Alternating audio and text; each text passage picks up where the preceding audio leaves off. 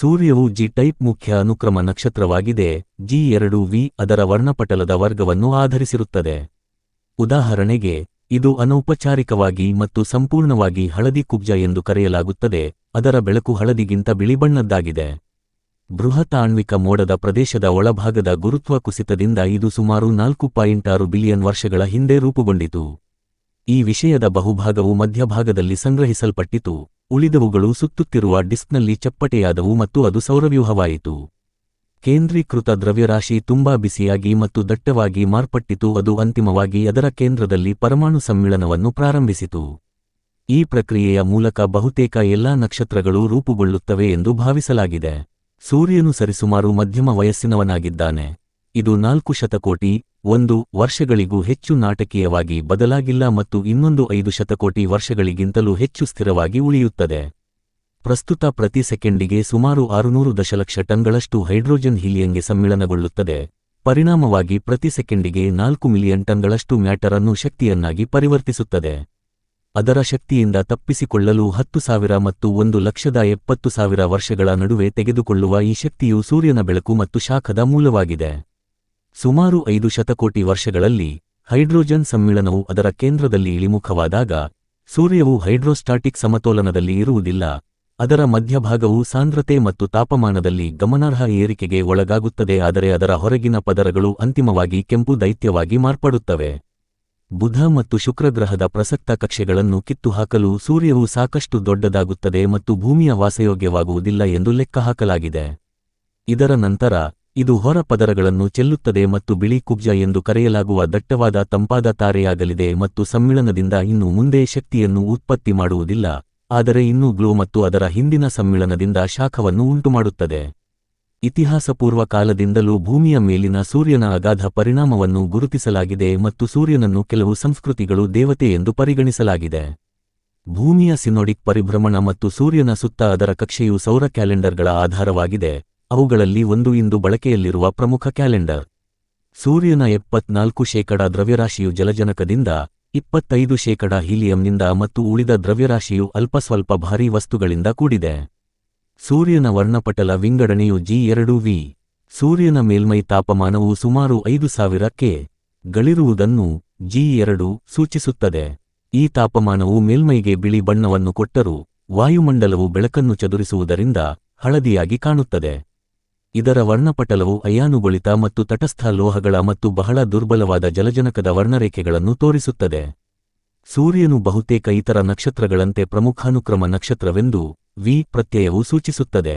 ಇದರರ್ಥ, ಸೂರ್ಯವು ಪರಮಾಣು ಬೆಸುಗೆಯಿಂದ ಜಲಜನಕವನ್ನು ಹೀಲಿಯಂ ಆಗಿ ಪರಿವರ್ತಿಸಿ ಶಕ್ತಿಯನ್ನು ಉತ್ಪಾದಿಸುತ್ತದೆ, ಮತ್ತು ಇದು ಸಮತೋಲನ ಸ್ಥಿತಿಯಲ್ಲಿದ್ದು, ಅದರ ಗಾತ್ರವು ಬದಲಾಗುವುದಿಲ್ಲ ಎಂದು. ನಮ್ಮ ತಾರಾಗಣದಲ್ಲಿ 10 ಕೋಟಿಗಿಂತ ಹೆಚ್ಚು G2 ವರ್ಗದ ನಕ್ಷತ್ರಗಳಿವೆ. ತಾರಾಗಣದಲ್ಲಿರುವ 85% ನಕ್ಷತ್ರಗಳಿಗಿಂತ ಸೂರ್ಯವು ಹೆಚ್ಚು ಪ್ರಕಾಶಮಾನವಾಗಿದೆ. ಈ 85% ನಕ್ಷತ್ರಗಳು ಕೆಂಪು ಕುಬ್ಜ ರೂಪದಲ್ಲಿವೆ. ಕ್ಷೀರ ಪಥ ತಾರಾಗಣ ಕೇಂದ್ರದಿಂದ ಸುಮಾರು 25,000-28,000 ಜ್ಯೋತಿರ್ವರ್ಷಗಳ ದೂರದಲ್ಲಿ ಸೂರ್ಯವು ಪರಿಭ್ರಮಿಸುತ್ತದೆ. ಇದರ ಒಂದು ಪರಿಭ್ರಮಣಕ್ಕೆ ಸುಮಾರು 22,525 ಕೋಟಿ ವರ್ಷಗಳು ಬೇಕಾಗುತ್ತವೆ. ಇದರ 217 ಕಿ.ಮೀ. ಕ್ಷಣದ ಪರಿಭ್ರಮಣ ವೇಗವು, ಪ್ರತಿ 1,400 ವರ್ಷಗಳಿಗೊಂದು ಜ್ಯೋತಿರ್ವರ್ಷ, ಮತ್ತು ಪ್ರತಿ 8 ದಿನಗಳಿಗೊಮ್ಮೆ ಒಂದು ಖಗೋಳಮಾನದ ಪ್ರಮಾಣಗಳಿಗೆ ಸಮಾನವಾಗಿದೆ. ಸೂರ್ಯನು 3ನೇ ಪೀಳಿಗೆಯ ಒಂದು ನಕ್ಷತ್ರ. ಹತ್ತಿರದಲ್ಲುಂಟಾದ ತಾರಾಸ್ಫೋಟದಿಂದ ಸೂಪರ್ನೋವಾ ಹೊರಬಂದ ಆಘಾತ ತರಂಗಗಳು ಸೂರ್ಯನ ಉದ್ಭವಕ್ಕೆ ಚಾಲನೆಯನ್ನು ಕೊಟ್ಟಿದ್ದಿರಬಹುದು. ಸೌರಮಂಡಲದಲ್ಲಿ ಹೇರಳವಾಗಿ ಕಂಡುಬರುವ ಚಿನ್ನ, ಯುರೇನಿಯಂಗಳಂಥ ಭಾರವಸ್ತುಗಳ ಅಸ್ತಿತ್ವವು ಈ ರೀತಿಯ ಉದ್ಭವವನ್ನು ಸೂಚಿಸುತ್ತವೆ. ಈ ಮೂಲವಸ್ತುಗಳು, ತಾರಾಸ್ಫೋಟದ ಸಮಯದಲ್ಲಿ ಉಂಟಾದ ಪರಮಾಣುಕ್ರಿಯೆಯಿಂದ, ಅಥವಾ ಒಂದು ಬೃಹತ್ 2ನೇ ಪೀಳಿಗೆಯ ನಕ್ಷತ್ರದಲ್ಲಿ ನ್ಯೂಟ್ರಾನ್ ಹೀರುವಿಕೆಯಿಂದ ಉಂಟಾದ ರೂಪ ಬದಲಾವಣೆಯಿಂದ ಟ್ರಾನ್ಸ್ಮ್ಯೂಟೇಷನ್ ಸೃಷ್ಟಿಯಾಗಿದ್ದಿರಬಹುದು. ಭೂಮಿಯ ಮೇಲ್ಮೈನ ಹತ್ತಿರ ಸೂರ್ಯನ ಬೆಳಕೆ ಶಕ್ತಿಯ ಮುಖ್ಯ ಮೂಲ. ಸೂರ್ಯನತ್ತ ನೇರವಾಗಿ ಮುಖಮಾಡಿರುವ ಏಕಮಾನ ವಿಸ್ತೀರ್ಣದ ಮೇಲೆ ಬೀಳುವ ಸೌರಶಕ್ತಿಯನ್ನು ಸೌರಸ್ಥಿರವೆಂದು ಕರೆಯಲಾಗುತ್ತದೆ. ಈ ಪ್ರಮಾಣವು ಒಂದು ಖಗೋಳಮಾನ ಅಥವಾ ಸೂರ್ಯನಿಂದ ಭೂಮಿ ಇರುವ ದೂರದಲ್ಲಿ ಸುಮಾರು 1,370 ವ್ಯಾಟ್/ಮೀ ನಷ್ಟಿದೆ. ವಿವಿಧ ನೈಸರ್ಗಿಕ ಮತ್ತು ಸಂಶ್ಲಿಷ್ಟ ಪ್ರಕ್ರಿಯೆಗಳಿಂದ ಈ ಶಕ್ತಿಯನ್ನು ಉಪಯೋಗಿಸಿಕೊಳ್ಳಬಹುದು.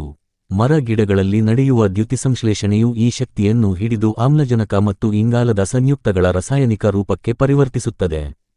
ಸೌರ ಕೋಶಗಳು ಸೌರಶಕ್ತಿಯನ್ನು ವಿದ್ಯುಚ್ಛಕ್ತಿಯನ್ನಾಗಿ ಪರಿವರ್ತಿಸುತ್ತವೆ. ಹಿಂದಿನ ಕಾಲದಲ್ಲಿ ದ್ಯುತಿಸಂಶ್ಲೇಷಣೆಯು ಸೌರಶಕ್ತಿಯನ್ನು ಪರಿವರ್ತಿಸಿ ಕಲ್ಲೆಣ್ಣೆ ಮತ್ತು ಇತರ ಇಂಧನಗಳಲ್ಲಿ ಶೇಖರಿಸಿತು. ಸೂರ್ಯಪ್ರಕಾಶವು ಹಲವು ಆಸಕ್ತಿಕರ ಜೈವಿಕ ಗುಣಗಳನ್ನು ಹೊಂದಿದೆ. ಸೂರ್ಯನ ಅತಿನೇರಳೆ ಕಿರಣಗಳು ನಂಜು ನಿವಾರಕ ಗುಣಗಳನ್ನು ಹೊಂದಿದ್ದು, ಇದನ್ನು ಕ್ರಿಮಿನಿವಾರಣೆಗೆ ಬಳಸಬಹುದು.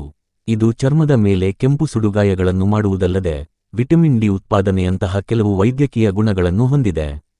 ಭೂಮಿಯ ವಾಯುಮಂಡಲವು ಅತಿನೇರಳೆ ಬೆಳಕನ್ನು ಹೀರಿಕೊಂಡು ದುರ್ಬಲಗೊಳಿಸುವುದರಿಂದ ಬೆಳಕಿನ ಶಕ್ತಿಯು ಅಕ್ಷಾಂಶದೊಂದಿಗೆ ಬದಲಾಗುತ್ತದೆ.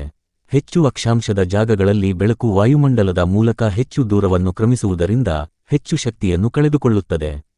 ಅತಿನೇರಳೆ ಬೆಳಕಿನ ತೀವ್ರತೆಯಲ್ಲಿ ಉಂಟಾಗುವ ಈ ವ್ಯತ್ಯಾಸಗಳಿಂದ ಮನುಷ್ಯರಲ್ಲಿ ವರ್ಣಭಿನ್ನತೆಯೂ ಸೇರಿದಂತೆ ಹಲವು ಜೈವಿಕ ಹೊಂದಾಣಿಕೆಗಳು ಉಂಟಾಗಿವೆ. ಸೂರ್ಯವು ಕಾಂತೀಯವಾಗಿ ಚಟುವಟಿಕೆಯಿಂದಿರುವ ನಕ್ಷತ್ರ. ಇದು ಪ್ರತಿ 11 ವರ್ಷಗಳಿಗೊಮ್ಮೆ ತಿರುಗುಮುರುಗಾಗುವ ಪ್ರಬಲವಾದ ಕಾಂತಕ್ಷೇತ್ರವನ್ನು ಹೊಂದಿದೆ. ಸೂರ್ಯನ ಕಾಂತಕ್ಷೇತ್ರವು ಉಂಟುಮಾಡುವ ಹಲವು ಪರಿಣಾಮಗಳನ್ನು ಒಟ್ಟಾಗಿ ಸೌರ ಚಟುವಟಿಕೆಗಳು ಎಂದು ಕರೆಯಲಾಗುತ್ತದೆ. ಇದರಲ್ಲಿ ಸೂರ್ಯನ ಮೇಲ್ಮೈ ಮೇಲಿರುವ ಸೌರಕಲೆಗಳು, ಸೌರ ಜ್ವಾಲೆಗಳು ಮತ್ತು ಸೌರಮಂಡಲದೊಳಗೆ ಪದಾರ್ಥಗಳನ್ನು ಸಾಗಿಸುವ ಸೌರಮಾರುತಗಳ ಬದಲಾವಣೆಗಳು ಸೇರಿವೆ. ಸೂರ್ಯನ ಚಟುವಟಿಕೆಗಳು ಭೂಮಿಯ ಮೇಲೂ ಪರಿಣಾಮಗಳನ್ನು ಉಂಟುಮಾಡುತ್ತವೆ. ಉದಾಹರಣೆಗೆ, ಧ್ರುವಾರುಣ ಜ್ಯೋತಿ ಮತ್ತು ರೇಡಿಯೋ ಸಂಪರ್ಕ, ವಿದ್ಯುತ್ ಪ್ರವಾಹಗಳಲ್ಲಿ ಅಡಚಣೆಗಳು, ಸೌರಮಂಡಲದ ರೂಪಿಸುವಿಕೆ ಮತ್ತು ವಿಕಾಸದಲ್ಲಿ ದೊಡ್ಡ ಪಾತ್ರವನ್ನು ವಹಿಸಿದೆಯೆಂದು ನಂಬಲಾಗಿರುವ ಸೌರ ಚಟುವಟಿಕೆಗಳು ಭೂಮಿಯ ಹೊರ ವಾಯುಮಂಡಲದ ವಿನ್ಯಾಸದ ಮೇಲೂ ಆಳವಾದ ಪ್ರಭಾವವನ್ನು ಬೀರುತ್ತದೆ. ಸೂರ್ಯನು ಭೂಮಿಯ ಅತ್ಯಂತ ನಿಕಟದಲ್ಲಿರುವ ನಕ್ಷತ್ರವಾದ್ದರಿಂದ ವಿಜ್ಞಾನಿಗಳು ಸೂರ್ಯನನ್ನು ವ್ಯಾಪಕವಾಗಿ ಅಧ್ಯಯನ ಮಾಡಿದ್ದಾರೆ. ಆದರೂ ಸೂರ್ಯನ ಬಗ್ಗೆ ಹಲವಾರು ಪ್ರಶ್ನೆಗಳಿಗೆ ಇನ್ನೂ ಉತ್ತರಗಳು ದೊರಕಿಲ್ಲ. 10 ಲಕ್ಷ ಕೆ ಗಿಂತಲೂ ಹೆಚ್ಚು ಬಿಸಿಯಾಗಿರುವ ಹೊರ ವಾಯುಮಂಡಲವನ್ನು ಹೊಂದಿದ್ದರೂ ಅದರ ಗೋಚರ ಮೇಲ್ಮೈ ದ್ಯುತಿಗೋಳ ಕೇವಲ 6000 ಕೆ ಗಳ ತಾಪಮಾನದಲ್ಲಿ ಹೇಗಿದೆ ಎಂಬುದು ಈ ಪ್ರಶ್ನೆಗಳಲ್ಲೊಂದು. ಸೌರಕಲೆಗಳ ಕ್ರಮಬದ್ಧ ಚಟುವಟಿಕೆಗಳು, ಸೌರ ಜ್ವಾಲೆಗಳ ಉದ್ಭವದ ಕಾರಣ, ವರ್ಣಗೋಳ ಮತ್ತು ಪ್ರಭಾವಲಯಗಳ ನಡುವೆ ಕಾಂತೀಯ ಒಡನಾಟ, ಸೌರಮಾರುತದ ಉದ್ಭವ ಇವುಗಳು ಪ್ರಸ್ತುತದಲ್ಲಿ ಸಂಶೋಧನೆಗೆ ಒಳಪಟ್ಟಿರುವ ವಿಷಯಗಳು.